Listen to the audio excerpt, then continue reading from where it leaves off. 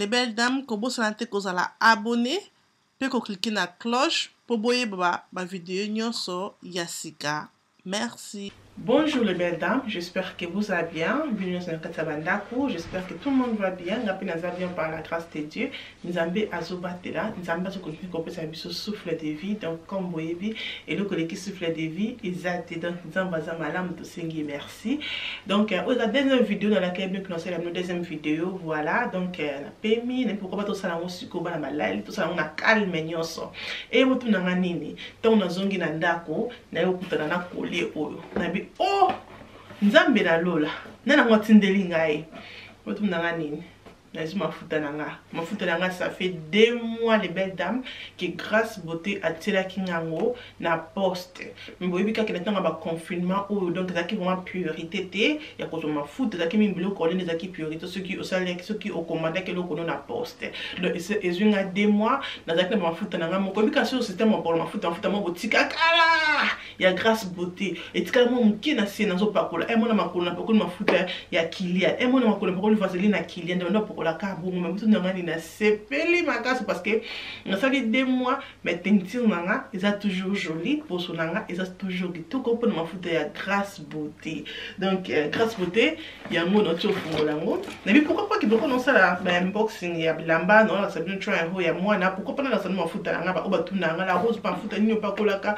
nazwaka beaucoup de messages et même ça cabine qui grâce beauté c'est que pour non c'est ma publicité mais ça parce qu'il y a pas que la grâce beauté mais pour la grâce beauté dans le bango qui Kiara pardon Kilian azana âge il y a 6 mois si je me trompe pas ou je pense même bébé je pense même 4 mois bablo comme moi bongo donc mais Kilian zaki vraiment bébé donc qui kobo te pour la grâce beauté donc grâce beauté vraiment avant de sanga pour son anga peine c'est la modèle dans nanga son tout monde nanga sans maquillage monde nanga avec des maquillages donc ça toujours belle OK d'accord donc na carton nanga atindeli aux savon aux Ems comme nous savons que Ems c'est pas qu'on la fait beaucoup de grâce beauté on a seulement c'est ma futa langa pour nous tellement bloqué bien la kati donc ma futa langa n'a pas qu'on la ka aux ma futa langa il y a elongi bota la vraiment bouteille jolie bouteille et ma futa langa n'a pas qu'on la ka nzoto c'est où ma futa langa c'est ici donc ma futa langa on n'a pas qu'on la ka c'est ça bata bébé bata nanga comme ma futa langa on n'a pas qu'on la pas grâce beauté ça jeunesse bluffante donc jeunesse bluffante n'est pas besoin mona mais c'est comme ça ma futa nga pakola pas grâce beauté ngobo c'est plan na tenanga dans la pakola ma futa comme ma futa nga c'est ça ce qui pas grâce beauté ma futa ko peut on na pakola tous en teinture moko donc eza ma futa OK donc nga semaine la sabino pour te beba tuna na pakola ma futa grâce beauté oui na pakola toujours ma futa ya grâce beauté 100% naturel mais toye pour ma futa grâce beauté donc toye pour la sabino siko OK bloc on nazo qui na Madeleine donc rendu vraiment chasser en ligne donc on tombe la chasser na biso c'est ça ici chasser Madeleine donc alors tout le monde a dépensé 161 livres na Madeleine comme les qui viennent que non qui vraiment na poussa bloco il y a basi donc bloc à Kiara pour na été donc voilà donc bandana na sabine bloco on a sombaki donc c'est comme ça et le caliboso dans un angle c'est comme ça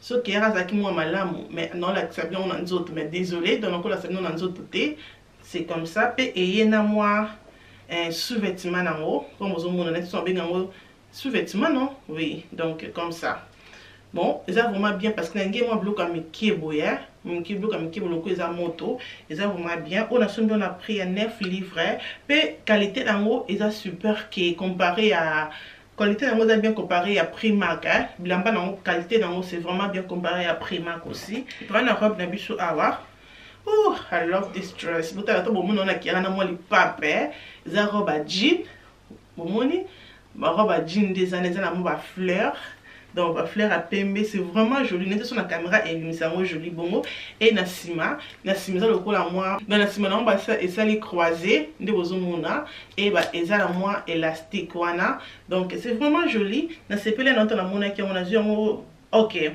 tellement que na sepele qui na robe oyo les belles dames na ezaki na taille vraiment Kiara ezala ki té et ezaki na taille ya 12 mois à 18 mois qui ira ça 18 mois na juin.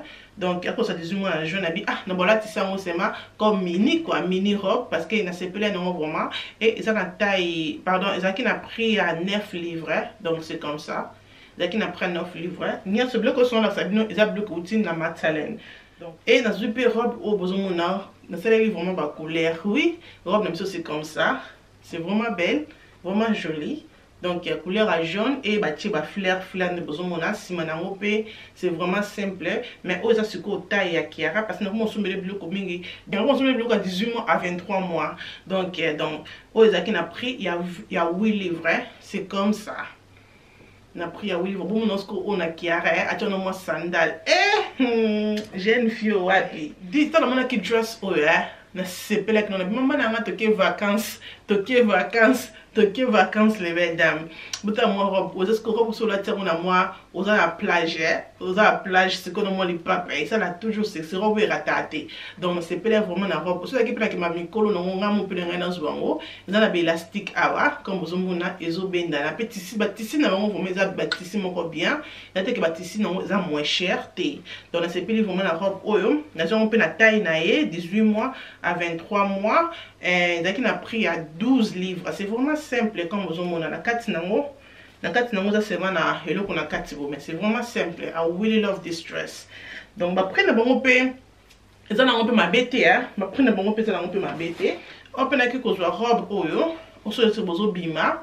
Mon robe c'est comme ça, hein. C'est vraiment joli, c'est s'appelle nango. Ils ont beaucoup beau donc vous voyez que ma robe en bas la mingi za la mingi panzana ma robe bébé za la mingi panzana open dans une taille nae et dans on a pris à 12 livres 50 na Matsalène kaka toujours donc voilà c'est vraiment joli muta les a mo ba nzila ba détail dango ils a pink moko ya pété et na pembe hein ce qui n'est pas vraiment c'est vraiment joli j'aime bien dans une OEP bacheki oboe misato donc ils a ba t-shirt misato comme ça de bozomona bachoko misato bon on a pris à 8 livres donc le quoi ça na ba collant na bi pourquoi pas je ba parce que mingi ba bloc on est mingi likole comme yemikie donc c'est comme ça de bozomona là c'est vraiment collant mon cas ya plein collant mon ya pembe collant mon ya vert collant mon ya couleur pour ça beaucoup de couleurs au salé là j'aime bien aussi donc zaki misato on a sabino misato c'était comme ça bon c'est vraiment simple j'aime et ça aussi donc étant moi bêta qui a associé la couleur et dans mon équipe culotte donc culotte ils ont 6 livres dans on peut la taille normale donc dans mon culotte et la canson là tu moi le comment les couleurs à la noix qui est le quoi signé à pembe na sandal ni mon azelier et mais vraiment joli donc un peu photo donc c'est comme ça bout la bas détail tu mon détail wana et ils en a comment c'est né c'est comme né bakangi awaboy couleur non peu couleur jaune vraiment ma carte pour na été na simanango c'est comme ça donc on a pris à 6 livres kaka ya momo kobo et toi sous na culotte na je encore culotte parce que dans la culotte on a les 7 livres bota vraiment le 7 livres banango lamba mukie bo 7 livres donc on a les oeboy na 7 livres ils ont la fleur wana nde bomoni donc open on peut na taille na été on a na taille été on a na 12 mois à 18 mois mais écoutez parce que Kiara na mon que na 18 mois 23 mois et ça amené on a 12 mois à 18 mois parce que Kiara a vraiment mené ma casté Kiara a miss azam qui est donc au vandae et kokokai c'est comme ça OK et si les pe wana te na jupe robe na biso au bozomona robe moko lemba robe bien vraiment pour na sama donc sous on a jeune fille na yo on a moi bébé na ya âge na ngai besoin na jeune fille na moi et ba âge ba 8 ans kinde na Matsalène na moni vraiment bloc a bana kitoko na sepeli na ngo donc boto la robe au vraiment des na moyo bébé ka moyo ya poto ezanga kama bébé wala disi mon na no robe no ya boyo mo na zozo bébé donc c'est vraiment bien j'aime bien donc c'est comme ça ils ont fleur de vos hommes qui est dans c'est ça tissu à pépélé voilà tissu vraiment dans le quoi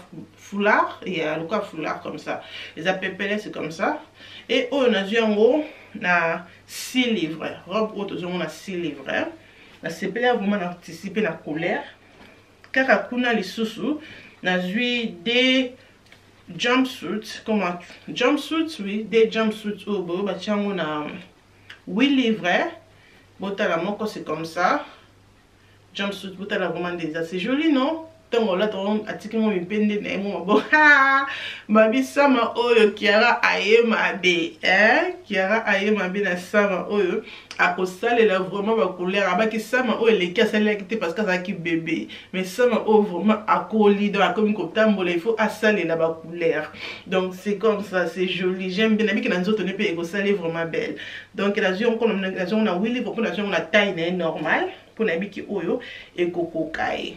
Donc, deuxième nango c'est comme ça. Deuxième nango c'est comme ça, comme vous mona. Et bâti mon bas détail, on a la sewana, comme vous mona. C'est vraiment joli, na sima nango c'est comme ça. Donc, au cola, tu sais, pe so mon épée que mon collant peut m'aller, il peut mon pépé, au coach un peu collant, au tchèpe moi, et l'eau comme un beau comme là, il y a pembe na kati, mon body, mon bois pembe, là, tu sais, donc, et kokende, j'aime. Surtout, ming na été, là, tu sais, bah, body, on a la quantité, moi j'aime. Quand on a la matière, ne sous-sous, vous allez na robe, on a s'épelé en haut. Ma fête Zoya, anniversaire à Kylian Zoya, donc voilà, je suis mélangé l'ambo l'autre anniversaire à Kylian, donc Kylian a ça 4 ans anyway, dans les 15 juin, batata, Kylian a ça 4 ans, donc dans mon robe on a sepeli en haut, on a sepeli na couleur, et sa couleur à pembe, puis la sepeli na ba détail, dans mon basali en liboso, dans ba pembe na moi bleu wana, c'est comme ça, c'est vraiment joli, de besoin mona, donc na simanango bâti comme ça ba bouton donc oyo na sombiango na prix on a yango siko oyo na yango na taille il y a 2 ans na 3 ans donc oyo ezali mo munene muke donc mais on l'a tanango ça va tant on l'a tanango nango ça va mais na âge à 2 ans 3 ans Kiara azana 18 mois donc encore là tanango na tanango na sombiango trop munene na zone sango mais sur la munyo ke coquille c'est bon. Nous regardons, sur le monde qui ont pas mené ma casquette, nous regardons pour moi on pas mené parce que ça a âge à 2 ans, 2 ans, 3 ans. Donc comme on a voulu mon mené parce que âge naé, ils allaient quitter mais na c'est pas là qui n'a comme dans le but qui n'a pas cahier, c'est le monde qui a trop mené, on toujours aux autres ça là, ils ont un problème mon côté, OK? Voilà. Naya Kylian, tu as comment qui connaît la rose comment Kylian aux yeux de l'autre côté, tu as combien de matériel les bénéfices qui ming focus na Kiara parce que Kiara vraiment très important pour ça qu'on a été écota parce que blanc les ming comme dans le week comme il faut vraiment qui blanc les belés amener les amis blanc hiver. Et Kylian a quand même le mandat hiver parce que Kylian a fêté déjà, pardon, Kylian a quand même le mandat été belé parce qu'il a fêté déjà beaucoup d'été comparé à Kiara. Donc, non, c'est l'épée shopping nae, tombe shop vraiment ce que faut maman, ils qui vraiment pressé. Mais ton akenda qui na matela na moni pe t-shirt oyo, na s'appelle na couleur non c'est comme ça, na s'appelle quoi orange pink. Yeah, il y a quoi pink orange, vous s'appelle vraiment na couleur. Bah check on a pris à après 2 livres 50 et na sepeli pe na tissu donc tissu on doit tissu ma casse bon mon tissu et la tissu que tissu tenga makaso sokoli non dans la mon après 2 livres 50 client la ta chemise client la ta bataille ba na 5 ans les colo donc 5 ans c'est bon et cocaïne na sepeli on a mis pourquoi pas na zela ya Kylian dans la zela qui est Kylian oyo et dans ce qui peut on a na mona ki kilote pour na Kylian hein atia makola milai libanda ache makolo milei bon dans les kilotes à pembe de bozomuna ils ont va détail wana donc pembe comme ça na sima c'est comme ça j'aime na sombi kilote yo prix nini na mon loko prix nango elongwe et le qu'on a présenté donc je pense que c'était pas 8 livres comme ça si je me trompe pas c'était pas 8 c'est à 10 livres hein? 8 à 10 livres bah après na mi balé 8 na 10 livres mon qu'on a bango mais j'aime c'est comme ça vous la tane oyo boy na oyo boy donc pembe na oyo na moi yebaki alati 8 livres na 2 livres 50 oyebate hein donc voilà j'aime aussi ngolo na topena kangela bino ton antenne na Instagram donc sur na Instagram na ngatela ndanga na Instagram la rocho OK et kaka kuna les choses dans ça qui kilote c'est pas na kilote mingi na c'est pas la kilote mingi pour na Kylian donc qui de la kati mo seulement fashionnaire mo kati wana et ça allait bien. Na opesa na taille nae bana 6 ans oui Kylian a zoko ça 4 ans mais la tableau ka bana 6 ans parce que azamulai donc voilà donc c'est comme ça la sima et on a somme qui ont pris je pense que zaki 10 livres oui zaki 10 livres mais comme longo ligne c'était wana et longo épée donc zaki n'a pris à 10 livres na sepela ki nango c'est différent que ba culotte za nango za le comment ya boité et non c'est 9 livres prix nango c'est ici oh c'est 9 livres oh ça 6 livres oh pembe c'est 6 livres et oyo c'est 9 livres oui donc à la culotte moi ya boité ton amone kana pourquoi pas na gelé oyo donc na sepela pe nango et na zo ki pe on a vu essuie donc essuie pour na repenser à maboko na salle de bain na monnaie qu'on s'appelle la couleur donc couleur na ngoza le cola chocolat comme ça donc matière qu'on a pris il y a 3 livres ils ont essuie amené ils ont essuie il y a Mickey donc ils ont essuie c'est même pour d'accord pas mon c'est la maboko na salle de bain ça s'appelle un peu dans le cas essuie donc voilà après quand on a notre sous pyjama na qui a pyjama parce que pyjama ça na moment ça pyjama ya kilo donc on a pyjama aux pantalon il y a pyjama bah tu sais qu'on a celle Zaki n'a pris 14 livres, qui on a 7 livres. Bon, ça m'a été. Parce que le qui est qu'on se full price. Donc, on a sauté, sur des annotés. Donc, aux élèves qu'on a les colos. Bah, tu as des pyjamas pour des pyjamas pour la 7 livres.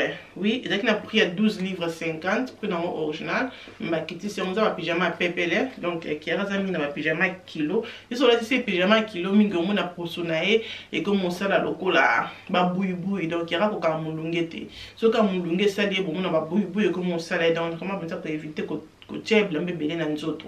Donc, on a là qui est pyjama OP, le loco il y a C, des mona. C'est comme ça. Là, vous avez sous qu'il y a un sous-vêtement. Donc, sous-vêtement, c'est comme ça. Il y a 4 ans, 5 ans. Parce que le sous-vêtement, on a comme Mickey. Donc, sur la longue, sous c'est belé. Donc, c'est comme ça. Donc, un sous-vêtement simple. Donc, dans le qui est sous-vêtement, comme dans le Mickey, il y a un chocolat qui s'aille, blanc, sous un sous-vêtement.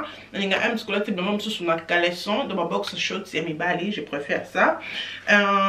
Dans mon équipe de papa Oyo, on a pris 4 livres. Pourquoi pas dans la yaya? Ils ont les papas normal. Donc voilà, c'est comme ça. Donc ils ont les papas normal. Je vois qu'il y a les gamins qui ma papa l'andako. Nous avons les cas moi les papas. Donc ils ont la taille 12. Donc ça va. 4 livres on a sepeli on a vu ah ils ont quand on simple ça nanda kubeto même sur mon tour le bande na parc ala ti mon papa na ya linga mikola ta ba catch mais mikola comme mikola ta ba sandal kaka kuna lisusu tozui li mama ba nazoli mama sandal ba sandal moi mi ba nazoli li papa on alake utala le col papa o alake ba bien on suni donc c'est pas que vraiment na ba sandal oyo ils ont le papa sandal il y a faux fel. On a mon équipe, on a demandé de saluer un peu la bana. It's nice, isn't it? Oliango. Mais Oliango te. Oliango comme le cause na makolo. Oliango. Eh ben tu comme ta sœur les amours moi aussi. Vous t'as parlé papa oh moi c'est vraiment joli, ne c'est pas qui on a dit ah elle sabi ki o Oliango ki toko le cause na makolo Oliango ko abonande ko benda on ko ta benda ngo ko benda mais ko to moi je pense pas que mais non bon ta la ta so moi ko lia na longoli mais j'aime bien à Willy là qui autant déjà dans le on a numéro 6 donc à Willy là qui pe ezali Zaki n'a pris 5 livres, ils ont élastique, wana so mon a côté sur le colo et oekangi. Donc on met qui ça on a tenté ce que ils allaient mener mais ils ont mené parce que comme la size 6 donc ça va. A Willy là que on tient moi kilote ne wana on a l'exibino, on tient moi kilote na jean, moi kilote na à l'ozu moi le comment peut-être du colo tient, ozu moi sandal ne au tient na état de la cowboy. Maman bandeko moi si na senga na bonzambe botika na sepela OK na soma ke sous sandal mususu na moni azala trop de sandales à pink na besoin sandales ya pembe te na joli sandales o ya pembe mais na battu bon sangana est-ce que aux talons bien talons tellement quoi talons pour na bébé na bébé bon tu penses c'est talons bien c'est normal hein OK donc na moni ki sandales oyo c'est comme ça na sepela ki na mo sandales à pembe. Donc, dans le mixon, on a ma colonne, on a un tambour. Non seulement un tambour, on a vraiment comfortable. Dans un guichet, non seulement un tambour, on est comfortable. Dans un à l'aise, on a tiki, mais c'est comme ça, parce que ça pembe. Moi, le robe à l'accès à pembe, on a coulé comme ça, dans anniversaire tout blanc, à la tire tout en blanc. Tout en blanc. À la tire tout en blanc. Donc, il y a un pembe, ça, le robe n'a pembe. Mais j'aime. Sandal, on a son bien, on a pris. il y a 6 livrets. Donc c'est comme ça. On a pris à 6 livrets. C'est vraiment joli. J'aime aussi. C'est un mot simple, mais c'est joli pour moi. Donc c'est vraiment belle. Voilà. Tant on a comme on a mis que non, qui a rasé un peu dans sa chaussette. N'aime que voilà, ça pas te fermer mingité, mais ma chaussette, oh, et ça la paix qu'à bio, si mon robe qui a la ta collant, je préfère qu'elle a ta chaussette et elle a tina sapat, tout ça que toujours ma place, mon robe qu'il faut, elle a ta sandalité, donc je préfère qu'elle a moi chaussette, n'est pas ça, oui, ben non, le banon, et n'a que mon ma chaussette, oh yo. Ils ont un nez comme ça, la cima. J'aime bien. Pourquoi pas? Ils ont la couleur à pembe, la couleur à pink. Donc, il y a 3 livrets. Il y a un dans la zupe. Dans la zupe, il y a chaussettes. Ça, la romaine qui est tout rôti. Moi, chaussettes, moi, robe, moi, sapat, non. Donc, il y a ma bébé. Et ça, la gapé jolie. Il y a un peu dans la zupe. Puis, pourquoi pas seulement la zupe, seulement collant. Il y a pété. Ma collant est verte. Ma collant est pété. Et la coquille pour le bas. Ce que tout le monde que tout le monde est fait. Moi, quand tu es bicaraté. Et ça, la canne. Ok, ils ont dit que nous avons le sous cola pété parce que n'a pas quoi bébé n'a pas quoi poter que quand maman lili mon boy donc les collants oyo ils ont coller pété ba collant ma cassité donc nous fungola ngo mona c'est comme ça ba collant est pété ils ont collant ma cassité donc ba collant pété oyo ya mon atelier ba check on mi balai pour la délivre 50. Bah check on peut la mi balai donc mi balai comme ça pour la délivre 50 et tout ça na oyo donc oyo et ça na gold ça na ba gold et oyo ça kaka pembe normal donc comme ça c'est pelé pelé on a besoin ba couleur pété buité donc dans un mine ba couleur ya hiver ba couleur kilo ba couleur ne za kinongo ya pété et comme mikie donc sur la tissu on a qui comme mikie donc on a qui ba couleur avec la jolie couleur. Et kakakuna, ah non, quand on dit que c'est ça, la biso bien, c'est ça. Kakakuna n'a que gelé bas du suit, donc bodysuit c'est bana, le cas ba maillot o ya kati ya bana, de n'a que gelé la Kiara, donc ba check en boy 5 1 2 3 4 5 8, ils ont 5 boy pour 5 livres 50. Donc pourquoi pas parce qu'on a été bon ngate ba maillot o ezala ka ma beaucoup bilai non parce que alors taming bloka meki ngami pe ba maillot ezala o ba beaucoup meki donc na baki c'est encore non la sabine on a kati ndengeza donc je préfère ça comme ça na écoute ma beaucoup vraiment meki ke oyo mais moi na beaucoup meki vraiment qui ezala quitté donc la jolie ka oyo c'est comme ça donc simple comme ça il y a kati et mon colonso mo ele ki makaso la tise ka mayo comme ça aneka na ndako azo baluka aza pour la telambate parce que ba mo ya poto la vraiment mulungi makasi et comme dans le bic Kiara akokaraté tango moto ça makasi pour lui qui problème n'est déjà ya poso ya kokaraté que ce qui moto eza bomona ka mwana emoko bisika nzoto bisika nzoto za kata blame comme bimisa ba boui donc kokaraté parce que mulungi donc dans mon que to ici finally to ici dans la somme qui peut na moni peka pampers wipes na sombi peka wipes moko na zanga ba wipes na ngama tona moni kana bina nzoka kamisi na voiture ngaka ko ese loko na zui kaka bisomba kaka mais après na moni pe o la nini ndaku na sombi za pour la gâteau pour M5 quand c'est la biso gâteau n'est-ce pas bébé? Oui bébé. Donc voilà, avec quand c'est la biso gâteau, vidéo gâteau ezoya, le quoi ça appelle le gâteau beauté ah, pour ça la nanga ba gâteau là c'est vrai. Mais pourquoi pas que na sombe la M à c'est la biso gâteau. Donc va chini na gâteau au délivre 50. Donc na moni on peut ça la na bien. Mon na c'est bon. Donc size na c'est bon pour nanga, na c'est peu na pour na délivre 50. Donc voilà. OK les belles dames, na moni vraiment que ngana bino to silisi. Donc bleu on est consommé na matalen yango yo. Donc la mi tana sem notant pas mutabi. Avec mutabi c'est qui nga matalen et fongo ma keza nana sans finalement ça ni comme ça autant la vidéo na singe vraiment merci. Nando komelenga na Instagram que la rose kende na matalen is open. Donc le ko oyeba peut-être souci na ki na pas na pour ça que Kiara azo bloc ya été. Donc merci beaucoup. J'espère que vidéo se peli ici les belles dames. J'espère que bloc au pour moni bo se peli nango donc bloc na sombi yango yo. Nanga vraiment peut-être que na somba pe ebele koleka pour na bi que tomba choc monsieur ce ko fungwama. les belles dames tokosomba kaka attention na biki na osomba susu te maintenant on okende na shop na osomba kaka pour na ozalanga na shop na okosa bino te mais le quand on va shop efungwami na nyonso te pour na siko na biki non aza vraiment bien donc vraiment c'est bon na o na sombele naza vraiment happy donc aza mona bilamba na été que onyo comme surtout obima na zulu kiloko ni ocha mona na ngada no batela la tiseni parce que trop ana bilamba mingi aza nango ozaki bilamba hiver nyonso zaki nango bilamba hiver mais na sepeli vraiment makasi donc merci beaucoup. J'espère que vidéo oyo et sepeli sibino, j'espère que vidéo oyo vous aimez. Donc ceux qui sont dans ma talent bisika na mboka na ozali beta tour bon ça système à molongo. Donc comme dans le biké, c'est ma première fois na kende ko sala shopping na ma talent, non na sala na shopping kuna te. Donc to na ba bisika na pourquoi pas na ke ko tala na mona na ngango, mais na mona vraiment na kenda na nga vraiment te. Mais na moni vraiment na biloko o na zui na ko sa binte de beta na ko kota pour na biloko bana, surtout biloko bana vraiment baza vraiment na biloko bana bien. Biso no tali na ngate, na tala biloko ba mama te, so biloko ba meza eza bien biloko pe ya ndaku, baza na biloko ndaku ya kitoko na kendo beta pe tout na kota biloko ndaku, na mona vraiment biloko na ndaku ba biloko na coussin, donc na ba pe na kendo beta pe biloko ndaku tout air moko donc vraiment c'est vraiment bien. Mais biloko bana vraiment na biloko ya bana mibali ya basi so na bana no miki so biloko mo bisiko so ma biloko beta tour kuna okozala décider pe ba prix na bango, donc ba prix moko le ba prix à Primark, ba prix à ya H&M, donc ba prix presque ndenge moko pe bango pe ba qualité na ngo, je pense que qualité blamba o nga la moni eza bête sa qualité que ba qualité blamba ya Primark.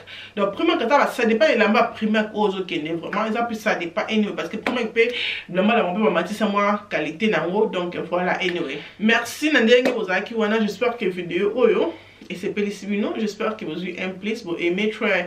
Vous avez même tombé moi try and hold parce que I try it. Vous voyez que bébé dans l'exibino bloc on ninga na sombeli bébé nanga ozana âge ya 18 mois, donc 18 mois bébé Kylian, non bébé Kiara.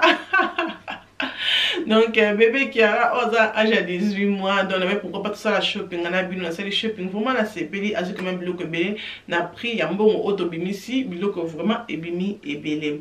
Merci d'abonner sur bozala ki wana na kota la vidéo oyo ce que monique vidéo oyo et sepeli sio ko bo sanate ko aimer vidéo et que ça l'a bien makasi ko bo sanate ko zala abonné na la rocho avant que obima et que ça l'a bien makasi. Ce qui pour l'ingo mona bilamba una la kisio o mona nzoto Kiara ye moko tanga kola tango ko bosa la tiko na na Instagram kuna pena posta Kiara oui tu posta abiso nyonso la na Instagram eza la rocho donc o mona Kiara no mkolona la tisi bilamba e boko mona comme evandie na nzoto po botika ba commentaire. OK, merci ande bozala kona nzambe azala na biso want to kutanya encore mukolo mususu tinate et community na bye.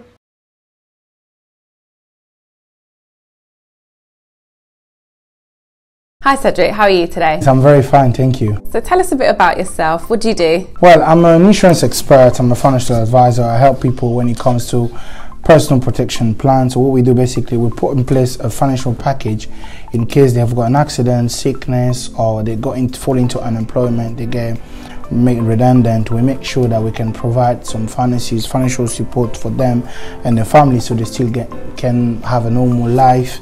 And we do different sort of packages aging from income protection, critical illness, life insurance, mortgage insurance, home insurance as well, building and content. We also offer private medical for people that do not want to rely on the NHS and want to get private treatment. We can help them as well.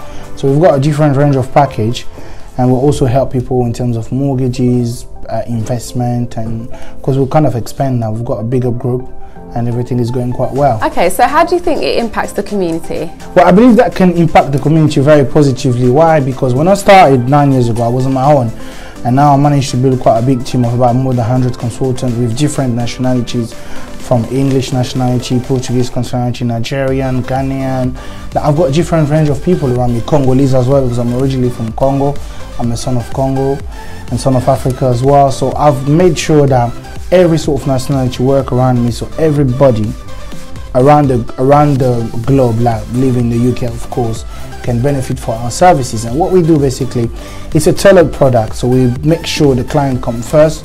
We look at their affordability, whatever they can afford, we make sure we can put the best possible package in place for them. So it's never about us, it's always about them. We make sure they understand what they're doing. We give them advice. We don't just come and say, okay, this is what you're gonna do, this is how much you're gonna pay. No, we let them choose the product, the affordability. We design the product according to their needs as well. So it's a very exciting moment it's a very exciting time because we're entering 2020 very soon, and my aim is in probably about 5 to 10 years to have probably 80% of the community covers on a Unishow, because I believe it's possible.